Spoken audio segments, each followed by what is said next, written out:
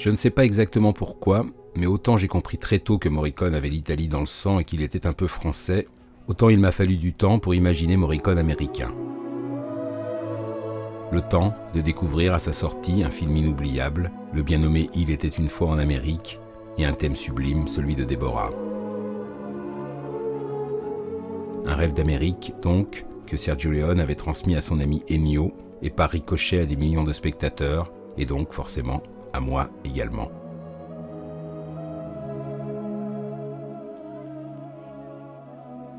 Très vite, j'ai compris que cette affaire américaine allait occuper très largement mon compositeur de prédilection.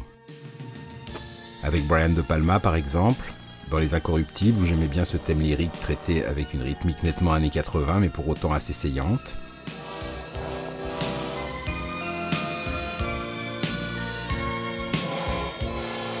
Après, il y avait eu Outrage, et cette scène musicalement traumatique.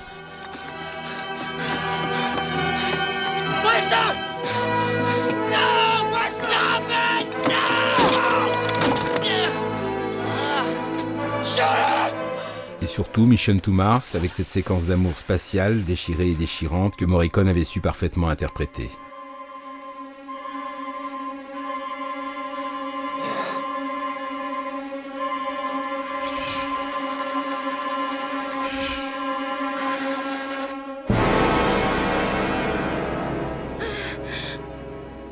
Bon, évidemment, parmi les partitions qui tenaient particulièrement à cœur à notre Ennio Morricone, il y avait une autre mission, celle de Roland Joffé et Robert De Niro, où Morricone avait donné dans le grandiose avec flûte à bec et chœur céleste.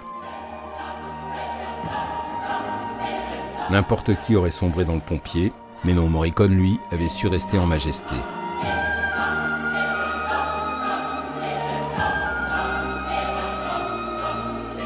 Tellement d'ailleurs qu'il avait récidivé, avec un peu moins de bonheur, je dois bien l'avouer, dans La Cité de la Joie, un film plutôt dispensable du même Roland Joffé.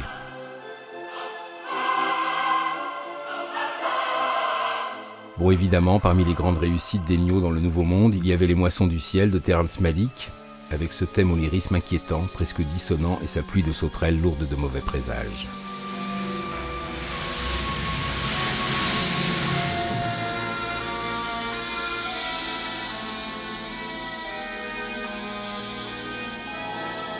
Ce qui m'avait fait penser à une autre pluie de sauterelles dans L'Exorciste 2, alias L'Hérétique, de John Boorman, un film qui a mauvaise réputation à tort et dont la BO de Morricone est un vrai sommet d'étrangeté.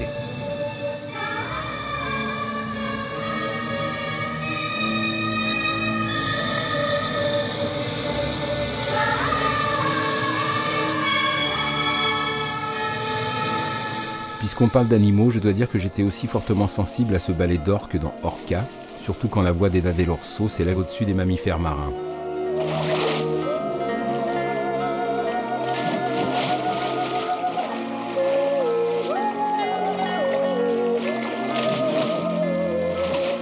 Il faut dire qu'Ennio, dans sa période américaine, était particulièrement sensible aux animaux. Souvenez-vous.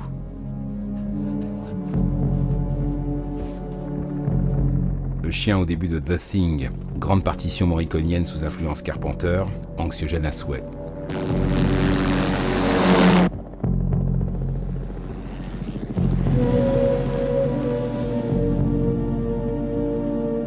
Et puis, plus inquiétant encore, le White Dog de Samuel Fuller, un film et un chien blanc qui m'avaient tous les deux profondément marqué, surtout avec ce thème de Morricone.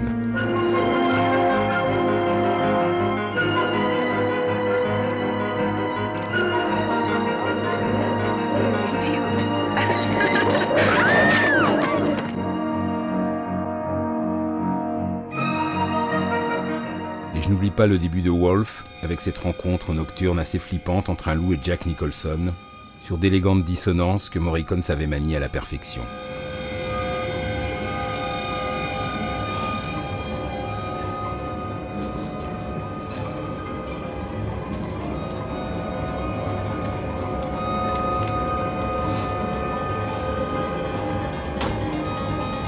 C'est vrai que dans sa carrière américaine, des stars, il en avait croisé un paquet, le Ennio. Warren Beatty et Annette Bening, la bouche en cœur dans Bugsy sur un thème hyper lyrique.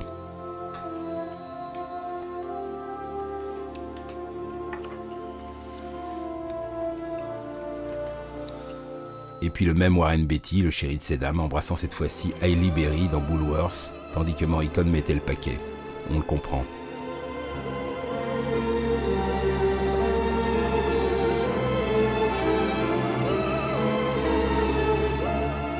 Tout cet amour commençait à me monter à la tête et tout à coup, ça m'avait fait penser à cette séance de photos très attrayante sur cette musique typique de Morricone. Le genre de thème qui vous reste dans la tête et qui vous rend la vie plus facile, même si comme moi, vous n'êtes pas Richard Burton.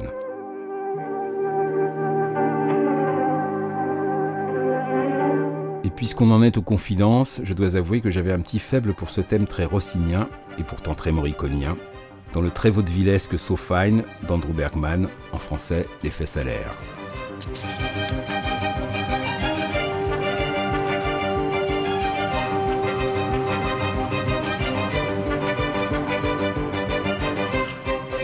D'ailleurs, en matière de vaudeville, j'aimais bien aussi cette scène de U-Turn d'Oliver Stone, surtout cette musique vraiment western italien au beau milieu des années 90.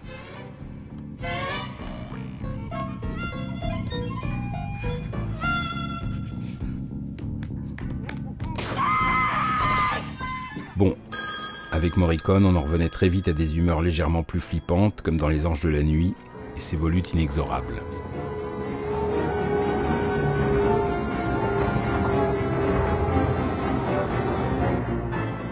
Ou même avec Dans la ligne de mire, quand Clint s'interpose face à Malkovich et Kenyo pour leur retrouvaille lui décerne un brevet d'héroïsme musical.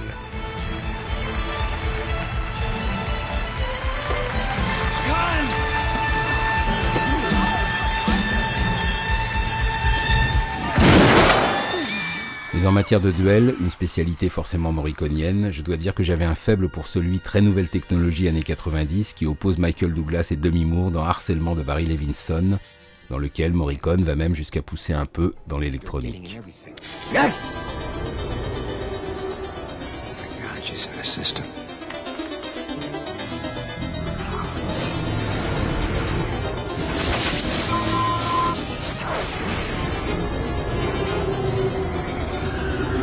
Après ça, accompagner un passage au scanner était pour notre Ennio américain un jeu d'enfant.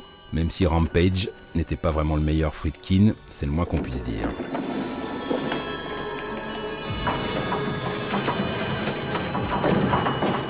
Mais enfin, ça m'avait fait penser à une autre genre de boîte, celle dans laquelle est enfermée Uma Thurman dans Kill Bill 2, sur ce thème qui fleurait bon l'Italie des années 60.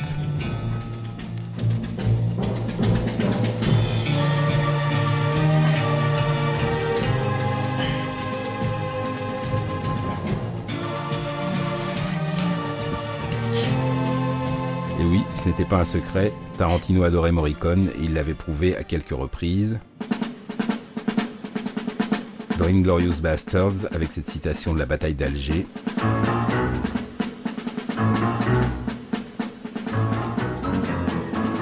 Et encore dans Inglourious Basterds, avec le thème Un Amico, tout droit sorti du Revolver de Sergio Solima sur un ralenti un peu discutable.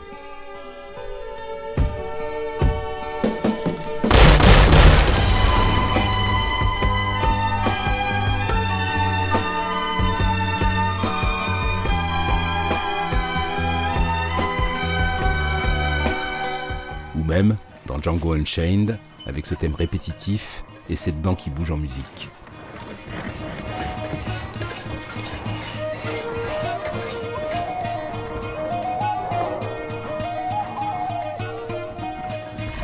Bon, évidemment, il fallait bien que les deux finissent par collaborer. Ça s'est passé sur Les 8 salopards, pas le meilleur Tarantino, mais avec une musique de Morricone qui, comme toujours, savait habiller les duels.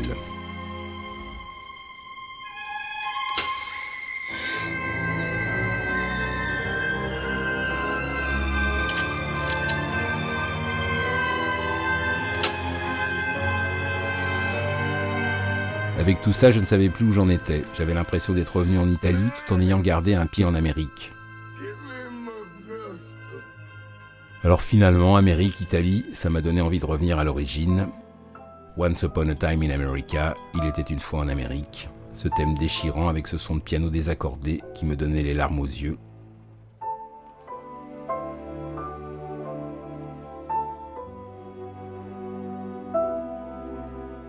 Et puis toujours le thème de Déborah. tellement beau, tellement déchirant.